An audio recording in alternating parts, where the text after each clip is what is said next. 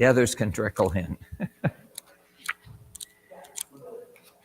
All right, we're studying our 3 cosmic messages, right? And I think we're finishing with the first today. I didn't look ahead, but we're at the end of that one. Sabbath and the end. A city of confusion. Yeah, so next time we go into the second angel, and then we go to the third angel. So this is the last one on the first angel. We've spent quite a bit of time. For those who haven't and like to, in 1994, the Sabbath school lesson was on the 3 angels, and Dr. Graham Maxwell taught the class. So he was alive and teaching at the time, and you get the whole 13 weeks of him talking about, the 3 angels' messages on their website, Pine Knoll. And that's kind of interesting. And they have some dialogue. He does a lot of teaching, but then some interaction as well on going through much of the same here. And and they timed that lesson actually so that the hour of his judgment was on October 22, 1994, which was the 150-year anniversary.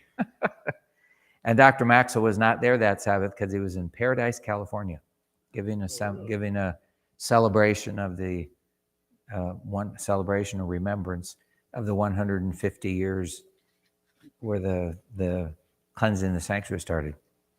So just for tidbits on that. He also gave, just again for interest, 2 at least other talks just on the 3 angels' messages. One was like a 6-part series to a group of women in Loma Linda, and I forget where the other one was, a church or something, but they're under the 3 angels' messages that he gave just a seminar. One was PUC. He was up at PUC and gave several talks on the 3 angels' message. It was quite interesting to hear the perspective on that. So we looked at Sabbath part 1 last week. We looked at the Sabbath and what? The Creator. And we're looking at Sabbath and the end today. I'm going to probably tie them both together because they belong together probably. So let's start with reading, I guess, the text here. Revelation, and I'm not sure how the memory verse fit in with everything, other than it was a mystery from the beginning. That's now being explained. Revelation 14, 6 and 7. 14, verse 6 and verse 7. Would someone want to read that for us? Then I saw another angel flying directly overhead with an eternal gospel to proclaim to those who dwell on the earth, to every nation and tribe and language and people. And he said with a loud voice, "Fear God and give glory to him, because the hour of his judgment has come. And worship him who made heaven and earth, the sea, and the springs of water." All right, so let's focus there. What are we to worship? The Sabbath? No. The law that it contains in? No. His creation? No. Not even him as creator. We're just supposed to worship him. Worship him. Now, it identifies who him is. It's the one who made the heaven, earth, the sea, and springs of water. So that, again, is a reference, as many things in Revelation are hints, alliterations, references to direct quotes from the Old Testament. Time and time again, it does that. Heavy on Daniel and Ezekiel, but it covers a lot of that. And this is a direct, most would say, a very clear reference to the wording of the Sabbath commandment. He puts in springs of water there, but he who made the heaven, the earth, and the sea, and all that in them is, I guess, is what the commandment says. So clear reference to that. So, but it's about worshiping God. Somehow this first angel is calling people to worship him. Now, with that said, I want to go back again. We'll look at we're on the Sabbath here. Let's go back to the origin. I was going to bring, and then is one of those things I had on my list to do and forgot. So I had a Bible page again from 1613. So it was actually the set of the first title page of Genesis, Exodus, Leviticus, Number, Deuteronomy, the 5 books of Moses. And it's from 1613. So, and it was interesting just because on Genesis 1 and 2 are on the first page, and this was the exact copy of original King James. It's just printed on 77 line paper instead of 51 or something, so they could use less pages. But it was a second big pulpit Bible. So, but on that, on the second side, Genesis 2, it says on the very top, and these are not inspired, when the people put headings up there, but the translators writing it then put the first Sabbath. And I thought interesting, because you hear a lot of pastors and a lot of churches on the radio and whatever saying this is not the Sabbath. It doesn't mention the Sabbath. It's not Genesis 2. It does not use the word Sabbath.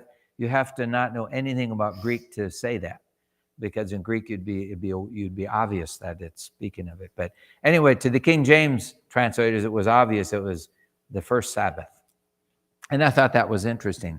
Okay, let's go to Genesis 1. We're going to do just a quiz here. I want you to look through the first 6 days, and we're going to see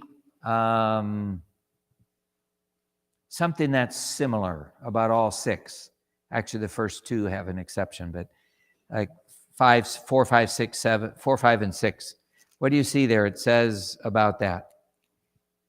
We can look at one if you want. Evening and the morning were the first day. And it says that with each of the 6 days. The evening and the morning were the second day, third day, fourth day. All 6. Same, it ends each one. And it's the only time it's mentioned that it's a day. So one time it mentions it's a day, evening, morning, first day, evening, morning, second day. And then there's, how does God describe what he's doing? He doesn't do it in the first 2 days, but then he starts on the third. He says he looked and it was what? Good. It was good. It was good. He says that several times until he ends up in verse 31. And let's read 31. Genesis 1:31. Someone read that? God looked over all he had made, and he saw that it was very good. And evening passed, and morning came on the 6th day. So again, now it's very good. What made it very good? Adam and Eve, right? So I mean, it's the only thing different. They're good, good, good, and then man came along, Adam and Eve, and this is now very good. So and most would say the creation ended in 6 days. That his work when God, it says next verse, that verse 1, Genesis 2:1. Thus the heavens and the earth were completed, and all their hosts. By the 7th day, verse 2, God completed his work which he had done. So he had completed it by the 7th day. So what would you say, if we look at the creation week, was the crowning act of creation?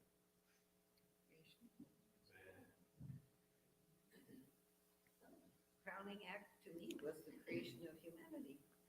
All right, let's keep reading.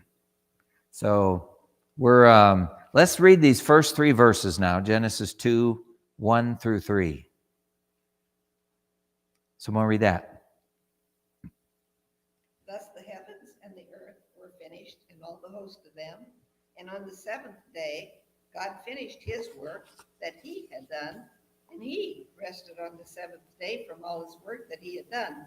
So God blessed the 7th day and made it holy, because on it God rested from all his work that he had done in creation.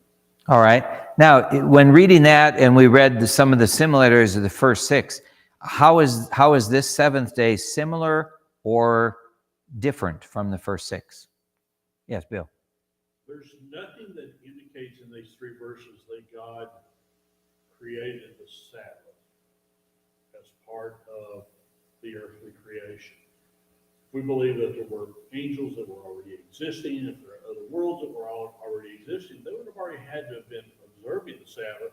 And so God is just basically introducing this day to Adam and Eve. So you're saying the Sabbath was preceding? I think it was. All right. Yeah, we don't have reference to that, but No. that would be, but it brings up the point, the Colossians, we won't turn to, but Colossians 1, somewhere, 16, 17, speaks of the fact that the one who redeemed this world was the one who created it. It points to creation and redemption in the same verses there. And then it says, who by his blood reconciled, how much? All things in the heavens and in the earth by the blood of the cross. So we recognize there, and again, we've said this before, this is a Maxwell thing he taught me, got to read the Bible more than once. Right? You read it through the first time, you come up with the snake. Who's the snake? It doesn't say anywhere in here why you have a talking snake. Got to read all the way to the end, the last book, middle of the last book. You get to Revelation 12 and you find out who the snake is. He's the deceiver. And 4 names, for him. He's the enemy, the one who lies. But it's that one. And then you find out. So you start the book. You get the beautiful. We're 2 days perfection. Everything is perfect, good, very good. And then we get this horrible mess come along, and then mess, till you get to the last 2 chapters of the book, Revelation, the last 2 chapters. And what are they about? Recreation, paradise restored. So it's obvious there's that tree again, tree of life. And so it's the beginning and the end of the book are wonderful, and in the middle is redemption. It's the mess and the redemption. So, but with that, you realize that the battle began not on this earth. So it was in heaven that it began with Satan. So by the time at least this Sabbath came along, the days of creation and then the 7th-day Sabbath, and God is reflecting on that, all of creation has watched this. Adam alone and Eve missed the first, 5.5 days, They came along just when they were there. But they missed the rest. All universe got to see it going on. Day 1, day 2, wow, this is good. Anything else that you see same or different about these, the 7th day versus the first 6? You had a comment, Daniel. Oh, yeah. I was just thinking, I've thought about the Sabbath and how that would be kept in the future. And well, we know that eventually Earth will become kind of like the center of the universe, where God sets up His throne. And then it makes sense that literally every day will be 24 hours. If things don't change, if God doesn't change the orbit or anything like that. If things remain the same, then we're going to have our regular 7-day week, and on the 7th day it's going to be a holy day for God, so it'll be the Sabbath.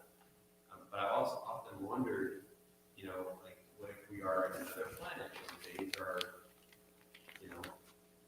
a year long, or days are longer, or days are shorter?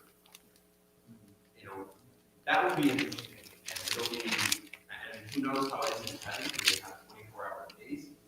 Is heaven a planet? All these questions. But the truth is that I believe that the 7th day, or the Sabbath day, or a day of rest, a day of observation, was there before. Because God didn't just come and make up these new rules, new laws. Everything is just a reflection of His character already. And, He is the same yesterday as He is today. So I think that the Sabbath was already in observance just based on principle, because His law is His character. The question is, how exactly is it observed? And that's the question that I've always had, how is it observed? But I think that it's definitely observed one way or another. It might be slightly different, it might be adapted to different planets differently. But I believe that because it's the law, and because the law is the character of God, it's definitely been in existence before. Yeah, and again, that's we'll think on that. Again, you'd have to ask: did God have to command all the angels not to commit adultery? Was that an issue up there? And so at some point, the law, God had to spell out the law to a hard-headed group of people, that said, please don't kill one another. It probably didn't have to tell the angels to do that. Certainly love was there. Love is said, all that God has said regarding law hangs on love, supreme love to Him and loving His creatures. Yes? I'm just reading Isaiah 66:23. Which shall come to pass that from one new moon to another, and one Sabbath to another, all flesh will come and worship before me. And that will be in heaven. I'm sure that isn't just for us people. I think that's on the new earth, if you read that. Right, but it could be for the whole universe. Right. So at least at the end, if God is with us, he's among us, and he's now on the new earth, and it gives reference to all mankind will come and bow down before me and worship me. Again, it's about worshiping him. It'd be hard to say the universe isn't going to be, we don't know how it all connects. It's interesting. I mean, God, even in Revelation, when God's trying to reveal things, he always uses things people understand. So he goes back to, they understood the Old Testament, they understood these things. When he talks about the new heaven, new earth, and what it's going to be about, he still gives reference, and because it'll be there, the Sabbath, but all these other things like how long days are elsewhere, and we don't need to know probably, and we couldn't understand. Jesus said, I have many more things I could tell you now, but you can't receive them. That's probably a good way to put it. Let's go back to this. Again, same or differences between the first 6 days and the seventh. I'll give you some clues. It was good, it was good, it was good, it was very good. Does it say the Sabbath was good? And on the seventh day, it doesn't talk about the evening and the morning. It doesn't say evening and morning. We'll get into that, but so it doesn't. It's very, now you may say, well, after 6 times you know what the seventh day is, but this whatever this is designed to remember, or designed as the Sabbath, is not just a one time. It's not an ending thing. That's not to say there's not a weekly Sabbath, that God specifies that, but on the creation part, God's work, resting, it's important to note the absence of that. There's no evening and morning with the seventh day. And yes, Bill. So it doesn't say that it was good, but it does say that God made it holy. Holy. So where would you put things? It was good, good, good, 6th day, very good, and then something is holy. Where would you put that? That would have to rank above. If you collect coins, you got good and very good, and then you have an excellent, and then an uncirculated type. So this is holy. It's not just very good. When God looked at the Sabbath day, he made it. He made it holy. So some say 7th day was not part of creation. Did God create anything on the 7th day? He just set Set it apart. it apart. But he made it holy, right? And you look at Mark 2, where it says, man was not made for the Sabbath, but Sabbath was made for man. The word made there is a creative type word. Same as John 1, where it uses nothing came into being, that came into being, that the word made everything. It's that same word is in there in reference, but it's a creative act. So again, he was able to make it holy. So he blessed it, he made it holy. Something else is missing in the 7th commandment. 2 things. Where's man? On the seventh day? In these 3 verses, where's man? He's not mentioned. It's not mentioned. Okay, where is the, now, all scripture is inspired by God. Sometimes God, if you just put in like a part B on this verse, it would have been a lot more clear. Like on Revelation 14:7, worship him who created, therefore you should remember the Sabbath day. That's part of that last message. Here, it would have been said, and God set aside Adam and Eve and told them to remember this day. Not there, is it? Command. So the command is not there. We like to focus on the command. And why do you think that wouldn't be here? God could have put it in there. We know later that Abraham kept all God's commandments. It says that. So we know that somehow Abraham was aware that God had teachings. Maybe we can't understand it, but just to note its absence. There's not a command here. So what is the Sabbath? So if you do that, there's not a command, there's not man, it's not man, you're commanded to do this. It's not just good, it's holy. So what is the Sabbath really about? Who, right? So again, it's he. It's about God, his work, what he had done. He rested, he blessed, he sanctified. It's clearly about God. It's about God and things he did. Yes. But it's also interesting that the Bible says that the Sabbath was created for man, not man for the Sabbath. And it seems that what God was trying to accomplish ultimately was something beneficial to man, for us to worship God, and just to benefit us to take a rest from toil. Um, but God made Sabbath for us as a blessing to us. So, like, I think that in itself, like the Sabbath itself, it being holy, is more attached to God because God is holy, and it's the day to worship, and it's the day to bless us. But without man, then Sabbath wouldn't be a thing, it seems. Well, clearly man is there. We'll get to that. But the original first seventh day, if we make it about a commandment or make it about man, we're missing the fact that it's about God and what he did. God's Sabbath day. It's a celebration of all his creation. I want to, there's a book here, and I don't know if anyone are familiar with this, The Lost Meaning of the Seventh Day. Yeah, I've seen that. This is written by, But it's been a while. I just like his name, Sigve Tonstad. Yes. He's a orthopedic surgeon. We went to church together in Loma Linda. He was, I think, like finishing his residency. Maybe his last year of residency was my first year of medical school. Somewhere in there we connected, but he was an attending. He went on to get his doctorate in theology, and he's a professor now at Loma Linda, both in the School of Medicine and in the School of Theology or Religion. And he wrote this book, The Lost Meaning of the Seventh Day, and it's too big to talk about the whole book here. But I want to just read the first opening paragraph here. I liked it. He said, "The seventh day is like a jar buried deep in the sands of time, preserving a treasure long lost and forgotten.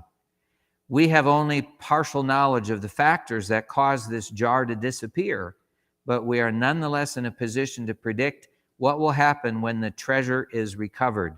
The Sabbath day will again speak its native voice of blessing," because it was about a blessing to us. Going down, it says, "God is the primary subject of the seventh day. Just like the Dead Sea Scrolls preserved for millennia in ancient pottery, the content of the jar must command more attention than the vessel that contains it. When we speak of the lost meaning of the seventh day, therefore, we're speaking about a meaning that has been lost concerning God."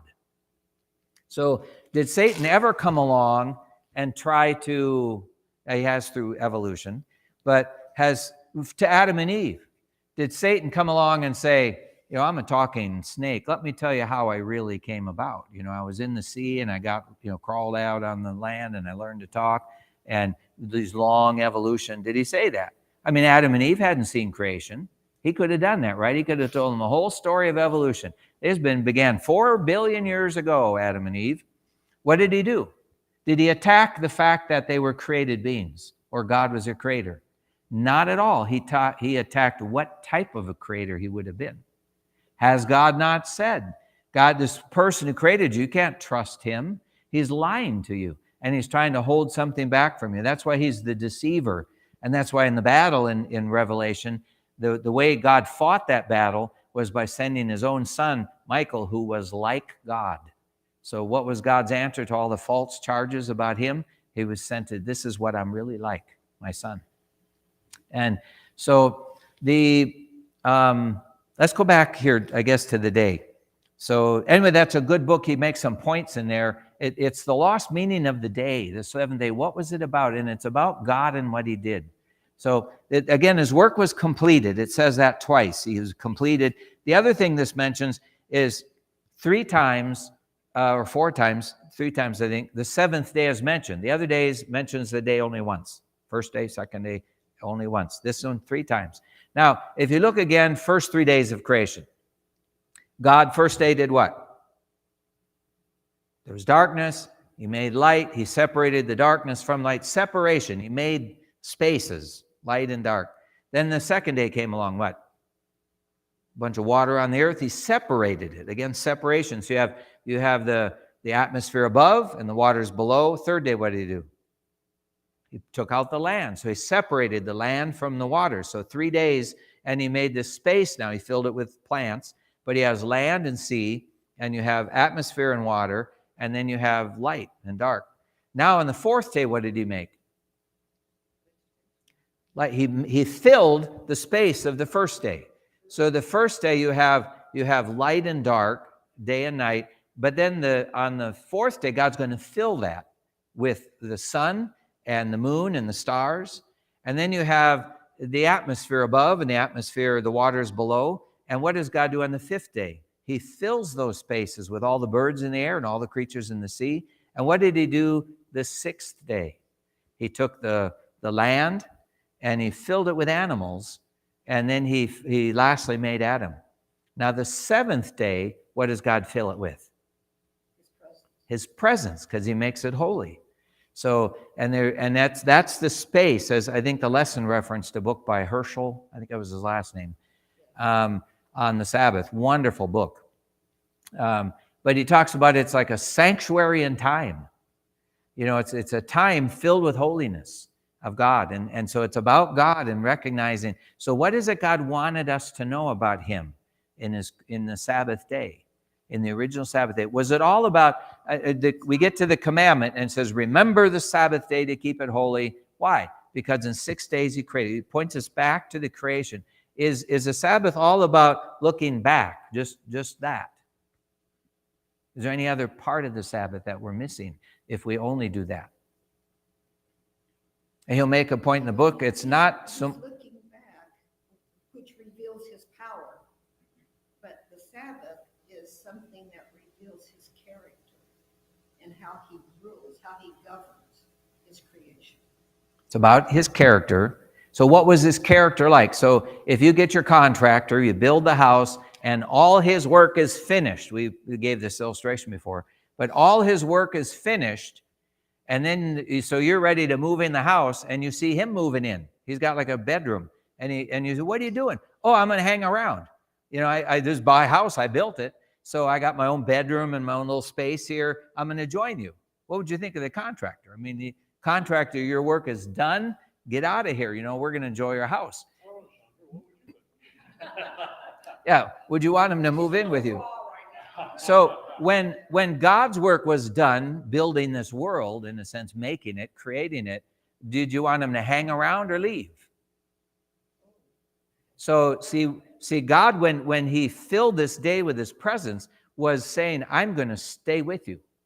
Now, what did God know about that? Everything was very good. What did God know about the next few, whatever it was, weeks or years coming up? God knew who Jesus was, the Lamb of God slain from when? The foundation of the world. God knew what was coming up. So he made this, why would in a perfect world they need a Sabbath as a blessing?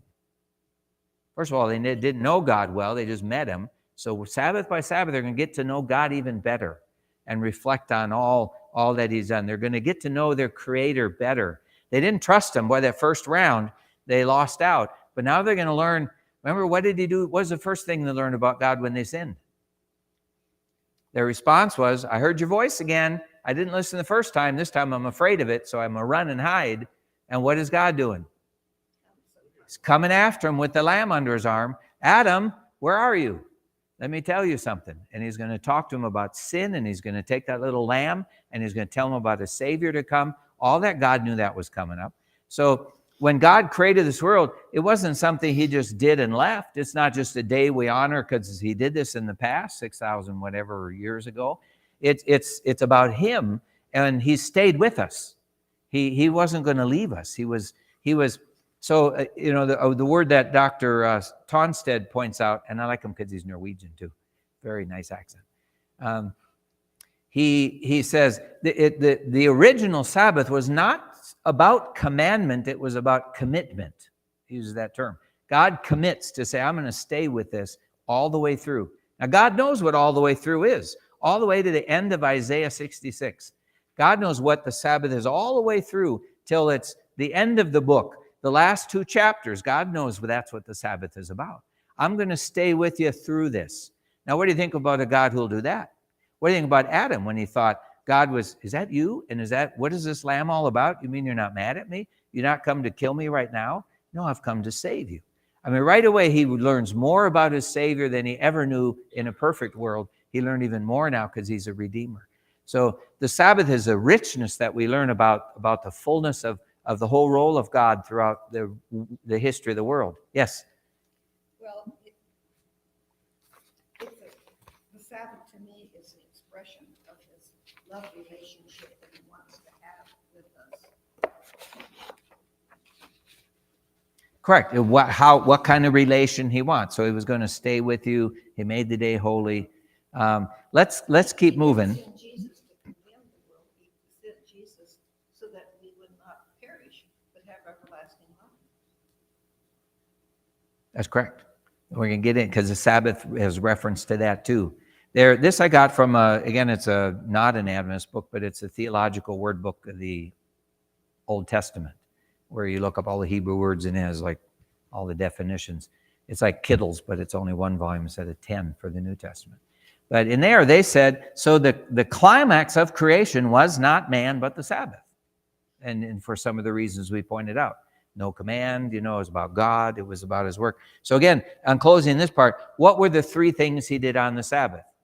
First thing, his work was his work. So you get divine work. God was working. And then what came along? God rested. You have divine rest. His work was finished and he rested. His work was finished and he rested. So you have divine work. He completed it. Now you have divine rest. And if you look up Exodus 31:17, it says, not only was he rested, but he was what? Refreshed. And that was 31:17. And it says on Exodus 33 or 23:12. Maybe James could turn to that. Exodus 23:12. And I like this because the commandment says, thou shalt not do any work, right? Notice what this commandment says. 6 days you shall do your work, but on the seventh day you shall rest. So that's the command there. And it's the same thing, right? You're not doing any work. But I like this. It's God's commanding us not only to work 6 days, but he's commanding us to rest the seventh. Your ox, your donkey may rest, and the son of your servant, and the son of your servant woman or female servant, and the alien may be what? Refreshed. We may be, it's the same word he uses for God in Exodus 31:17, that God was refreshed. And you know what it means? Take a breath. Take a breather. I was weeding the other day, and weeding my weed garden, so my milkweeds can grow better. And it was a hot day, and I was out there 2 hours. I was hot, and James came home with like a blueberry lemonade icy, and that was so good. And I took a breather. I refreshed with lemonade. That's what the Sabbath is to be about. That's what God was like. Man, it was all good. It was very good. And then his man, and he could have a relationship with his man. That's the Sabbath. God knew what was ahead, but he was also being refreshed by what had just happened. And so anyway, God rested on the seventh day. And it's a rest. It's a finished, it's like the work is done, so now I'm resting. It's a rest. What did the second thing he did? He rested. He blessed it. So it's a blessing. So again, it was a blessing to man. It was made for man as a blessing. So again, why is it different than any other day? It's the only day that was blessed. I mean, you can worship on Wednesday, you can worship on Friday if you're a Muslim, you can worship on the first day. None of those days were blessed. I want to go where the blessing is, right? Why do I get married? God put a blessing on that. And so I want to receive that blessing. It's something I can never get on my own that only God can give, that blessing. So my relationship with him is deepened because that day was blessed. Yes? He set it apart, which means kind of like sanctified it as holy.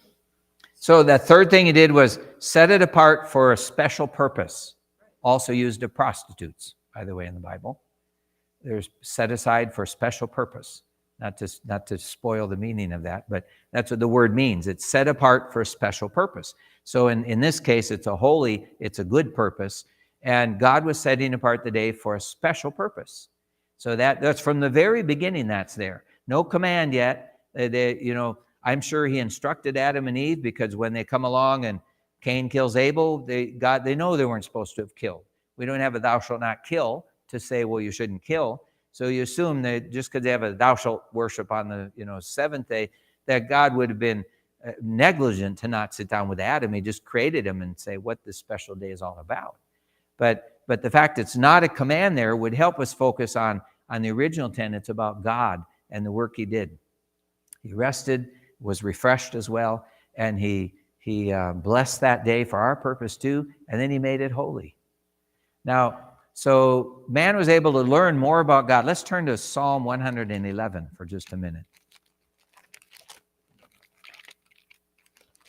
And I broke this down, 3 aspects of the Sabbath.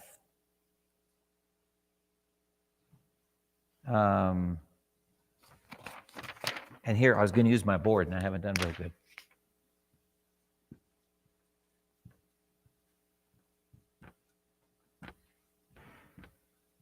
Power to create.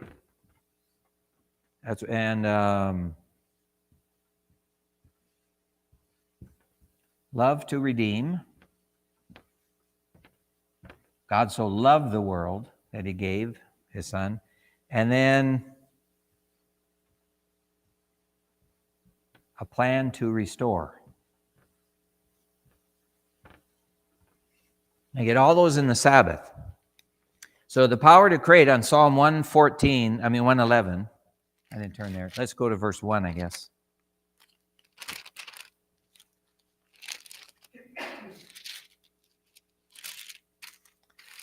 I long for the day when my son is faster at finding Bible verses than I am. Good job, James. Psalm 111, verse 1. So, let's go to here, verse 4. Psalm 111, verse 4. Someone read that? He has caused his wondrous works to be remembered.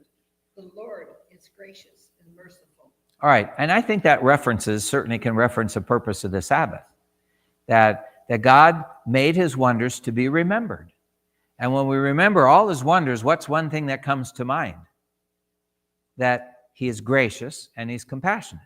Look at all that God created for us. You'd have to think how gracious of him. I mean, he provided so much for us we don't need. From the birds that sing, all the food that tastes good, that we can taste food. Think of if, Brad and his family, when they got COVID, couldn't taste anything, right, for a while. I think let's give them broccoli because they can't taste anything at all, so we'll eat broccoli for a few days. But God, could have given no taste, and you just eat sand. Sand's got everything you need, and you eat some sand 3 times a day. God gave all the delicious fruit. I mean, went to the Philippines, mangoes. I'm with the pastor on that. Manila mangoes. You'll never get a better mango than from the Philippines. They were really good. But anyway, all the delicious things, God was gracious at providing all that for us. But he made his wonders to be remembered. So part of that first, Sabbath is, and we won't spend time on this, but God we're to remember and reflect upon his power to create. And with that, all his rejoice in his creation, verse 2 there, Psalm 111, verse 2, says, great are thy works of the Lord. They are to be studied by all who delight in them. So delight, we're supposed to rejoice in all that he's created. We're also to recognize his sovereignty. They're thy works. Great is the power.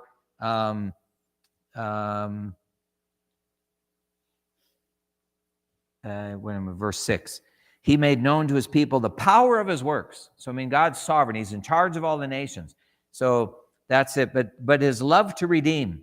We're supposed to remember his character, that he's love. God is love. And that when he came to redeem us and restore us to his image. So, but the commandment, again, so far, it's about this word. If you think of one word to describe the Sabbath, what would you think? Delight. Those are good words. We've probably come up with more than one. Okay, if you look in Hebrew, what would you think? Shabbat and Shabbath. So the word in Hebrew,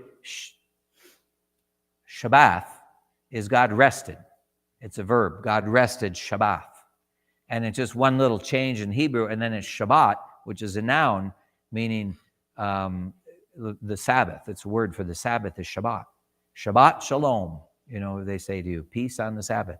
So in the Hebrew, you would know the difference. They come from the same word. The Hebrew, when you get a verb and a noun, they usually have the very same root because the one came from the other. So God rested, he rested, he rested. So the day of rest, he calls the day of rest, the Sabbath.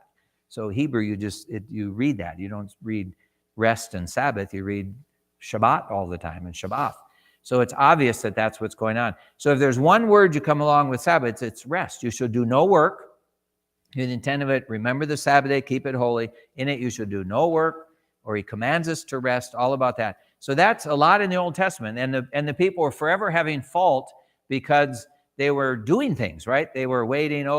They sat outside the gates of Jerusalem, couldn't wait for the sun to go down so they could open their tables up and sell their wares or go to the Saturday night program.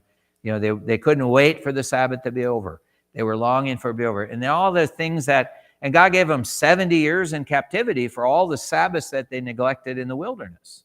I mean, it was all about that. God said, you never did keep my Sabbaths. Even the manna, of course you couldn't get manna on the Sabbath, but you did nothing about my Sabbath you honored for all those 40 years. He said that in Nehemiah. So it's about, they finally learned to, and they learned that lesson because they spent 70 years in captivity for breaking the Sabbath for all those years. What did they learn? Two things you really learned about if you were a Jew and when you came out of Babylon. One of them is you're going to never do any work on the Sabbath, period. Now, they forgot all about the Creator at that point. They worried about the command. So they took it and divided it up into 39 different types of work. And they came up and you can't do this and this and this and this kind of work. And it was all about they want to make sure they weren't violating it. So much so that even today, I told you about the Sabbath elevator. We went to go see Jack when he was born. Liz said, don't go on the elevator on the left. It was wide open. 7th floor. I think, look, I'm right there. I go up. Nope. What I learned later is it stops on every floor because it was the Sabbath elevator. It was the Sabbath when I went there. And because they didn't want to work pushing the button. It was a Jewish wing of the hospital. So, it goes they worried all about work, and it was all about work so much. Now let's go to John 5. Jay, Yes. thank goodness that we as Seventh-day Adventists, we don't have anything similar. That's correct. I'm down here instead of in Lexington for that reason. We like to come up with, you've been there if you've been Adventist for long. How far can the water go up your leg before you're having fun and not going on a nature walk? Your ankles, your knees. What if you're wet enough you have to have swimming trunks on? Why did God not come up with 39 different types of work? Why did the Jews have to do that? God was very simple on it. It was all about spending time with God. It wasn't about not doing something. It was about doing the best thing. And the best thing I can ever think of is spending time with my wife. And I don't have to have rules that tell me I should spend time with her if I want to. And the Sabbath is the same way. I shouldn't have to have rules that tell me don't do this, don't do that, don't do the other. And instead, I need to spend time with God. Why? Because, first I need it. But second of all, the only way a relationship can be strengthened is by time. By time. And it's that sanctuary and time. Brad, when he was a lawyer in Philadelphia and Liz was a designer in New York and they were dating, he was probably exhausted from a long week of work. But the last thing he did on Friday was get on a train and be able to come out so on the Sabbath he could be with the one he loved. And that's what God wants us to do. And that's we won't worry about work. Brad didn't think, well, I should be working here today. He was thinking, I'm spending time with Liz. And that's what God wants us to do in the Sabbath. That's why on that first day it was only about him. And what he did, he blessed it for us. He made it a special time for us. And he wants us to rest on it so we can be refreshed like he was refreshed. And he gives us a reminder that, yes, I'm the Lord who sanctifies you. God had that planned into the Sabbath. You shall remember the Sabbath of the Lord. It's always his rest. the Sabbath of the Lord, because in it you remember that I am the Lord who sanctifies you. I made the day holy, and I made you very good. Now you're not holy, you're rotten, but I can make you holy too. That's what the Sabbath reminds us about. Now, how does God make us holy? Can he sit around and do nothing while we do all the work? Can he sit around and do nothing while we do all the work? Yeah, here's the rules, you follow them. Now, Hebrews 4 says just the opposite. Hebrews 4 talks about there is a Sabbath-like rest for the people of God. And what is that? That we rest from our efforts as God did from his, and we trust in the work that he's finished.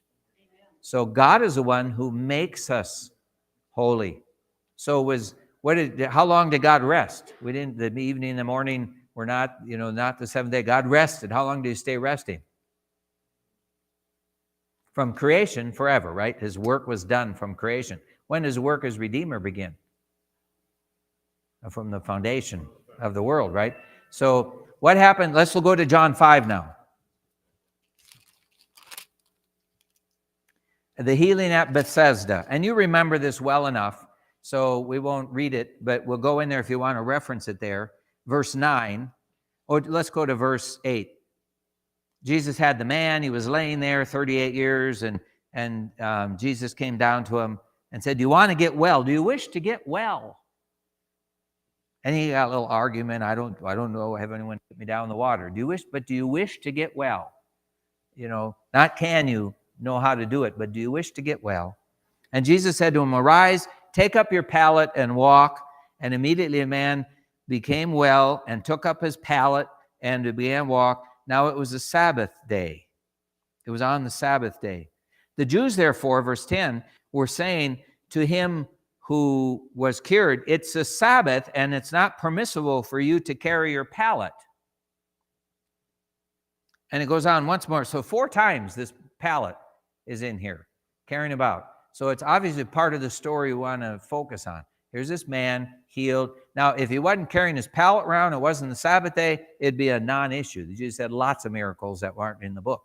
John said I could fill lots of books if I put them all in. Why did John pick out this one on the Sabbath?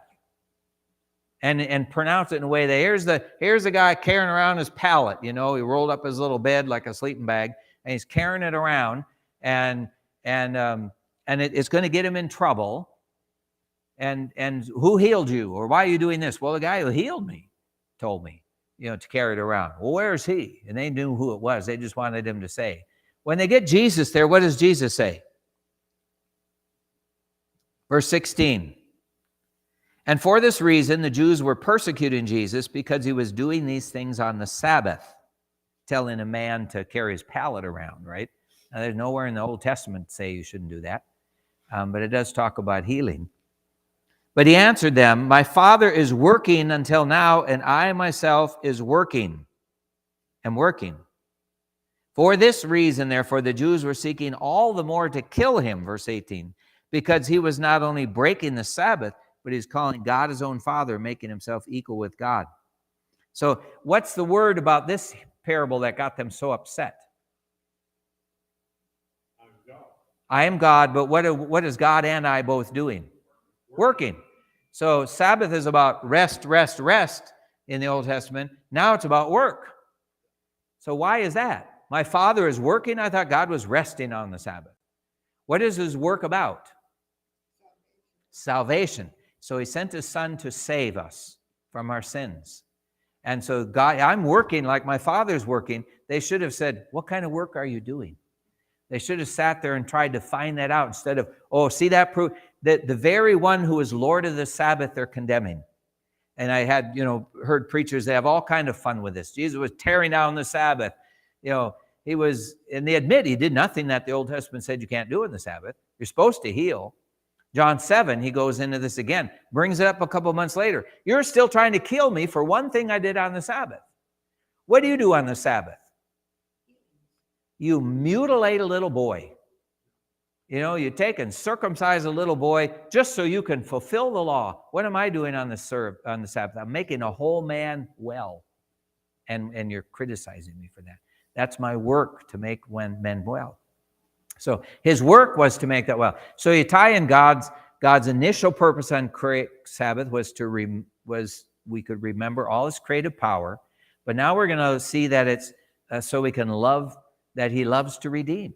So he sent his son to redeem us, and his son is working now, even especially on the Sabbath, because showing that's the purpose of the day, is to make man whole and to bring us back to the one who can sanctify us. And that's all about the Sabbath. So he finally gets done with his work, and you have the week, the Passion Week, and on the Sabbath, as Sabbath dawns on Friday evening, his last breath, he cries out, "It is finished," right? John is the one who points that out too. So John's a Sabbath, John 7, Sabbath. John 9 we didn't turn to, another miracle on the Sabbath, John points out. Again, that this guy's working on the Sabbath and healing. And what was that one about? Do you remember that one? Jesus made the mud, put it in the guy's eyes, and where did he tell him go wash? Now, if you're a Jew, what does that mean? John interprets for us, because John doesn't expect everyone to know the Jewish. He says it's sent. It means sent of God. The Pool of Siloam came down from Mount Zion, from a creek, and they said, this is the water that was sent from God. And he's telling the guy, now but what is Jesus doing in the mud? He gets down, he spits in the mud. Here's this blind guy. What is he doing now? He's taking mud, right? He's forming something, and he puts it in this guy's eyes. What does that remind you of on the Sabbath day? Creation. Here's the Creator stooping down in the dust again and going to perform a miracle. And he does that, and he says, now go wash it off in the water that comes from God. That was him, right? And he told him that at the end of the chapter. I am the one who's from God. So that, though very symbolic, he washed in the pool that came from God. Yes? I think from the human perspective, though, the Jews being a nation that is based on religion and God, it's hard to almost blame them from a human perspective, because it's like, okay, they didn't keep the Sabbath for many years, and now they're in captivity, and it's like, man, all right, we need to figure something out here. We're doing something wrong as a nation. So now we're going to make a law to make sure that everybody keeps the Sabbath the right way, quotation marks. So like from a human point of view, from an earthly point of view, I would think they did the best thing that any nation could do. Hey, we messed up here. Let's not mess up again. Let's set up these parameters to mitigate or to not fall into this again. Now, if you take that, which is very correct, that's the lesson you would learn if you lived through that time. Right. So, I think that what lessons can we learn from that? As Adventists or as, Christians, of what not to do, and what really is the heart issue. And I think it's a matter of a relationship, right? But I don't know, at least to give them credit, if you can give them any credit, is that they were, without God truly in your heart, without really having a relationship with God, they did the right thing. They did a human thing, what we do. Human thing, and I think if we don't have a relationship with God, truly, we're going to fall into the same thing. We will. Very true.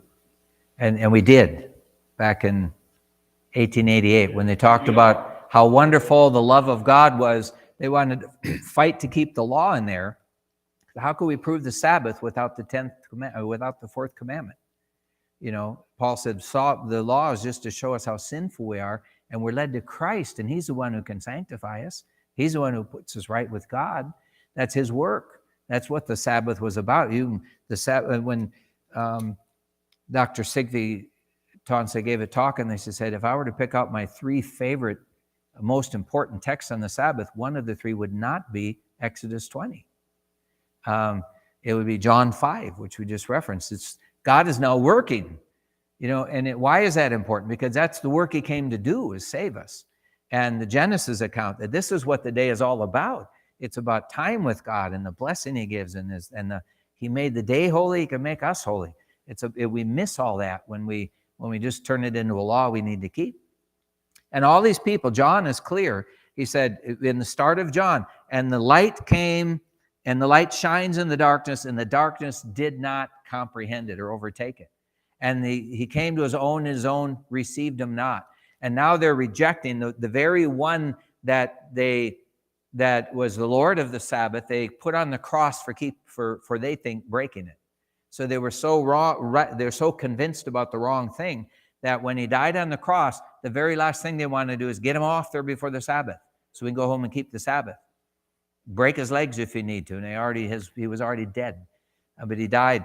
But he died saying it is finished. Again, very symbolic, and preordained for over 1,000 years. Every time the Jews had a Passover day, the very next day was what? Always an annual Sabbath. It was always an annual Sabbath. Leviticus somewhere tells that, 23 or something. It was always an annual Sabbath. And what happened? You had a Passover, Nisan 14. Nisan 15 was always a Sabbath day. And the next day was always a day that they waved the first fruits. The waving of the first fruits. So that was how the resurrection was always predicted. Every time they did Passover, it was predicted. Now, every 7 years, that annual Sabbath would fall on a weekly Sabbath. And so it would because it would be sometimes Tuesday. But this year, John points out that the preparation day was there because the next day was a Sabbath, and it was a high Sabbath, he says. And it was a high Sabbath because it was both the annual Sabbath, the day after Passover, and it was the weekly day. Why was that important? Because God predicted hundreds of years before, from the foundation of the world, that is, when his son died, it would again be on Friday, and he would say, it is finished, my work is finished, and the very next thing he would do would be rest from his work. The Sabbath, the Holy Sabbath, even the Catholic Church calls it the Holy Sabbath, that was the day. The very day after that is only called the first day after the Sabbath. If you read Greek in John, when you get to John 20, whatever it is, and it says, and they came on the first day of the week. The Greek says they came on the first after the Sabbath. They still calling it the Sabbath. It's always the Sabbath. That's when he was raised from the dead. That's not the day we need to celebrate. We celebrate the day he rested from his finished work. Now, the last part we're over time. Plan to restore. How is that? So how is the Sabbath a seal of God? Is it a seal of God? It's a sign of God. Remember, we're supposed to have the sealing in our forehead, Revelation 7. So is the sign of the Sabbath the seal? Let's go to circumcision. Abraham, Romans 4:11, received circumcision as the sign of righteousness by faith. Was there anything about circumcision that was righteous by faith? It was a sign of it. How did he get righteous by faith out of that? God was saying, I don't need that part of you at all, right? Circumcise it. I tried. Look what I did with my own parts, Lord. I got Ishmael. Nope, I don't need it at all. God could have had a virgin birth with Sarah if he wanted to.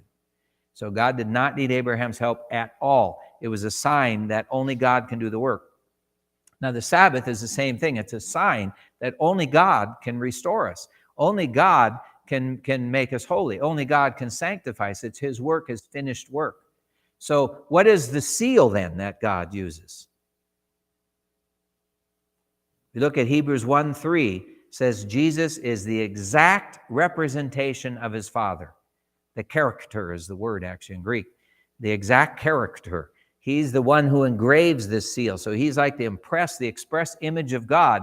So how does God get his image into us? By the fact we do no work on his day? Or by the fact that the one who finished all his work does his work in us?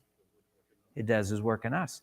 The Sabbath is a wonderful reminder of that he is the one who does all his work in us. And we're there to trust him and to abide in him, and especially on the Sabbath day, to treasure our time together with him. And all that points forward to God's plan to restore the new heaven and the new earth where someday we'll worship on the Sabbath the one who made us. Let's pray. Father, we'll be studying this in your grace and your mercy and your plan for us throughout eternity. And we can only begin to touch it. But Lord, help us to remember to worship you, the one who had the power to create us, but also the love to redeem us. And the plan, Lord, to restore this whole world that we can be together with you someday. We long for that, and help us, Lord, to always celebrate this day and delight, Lord, in our time together with you. We pray in your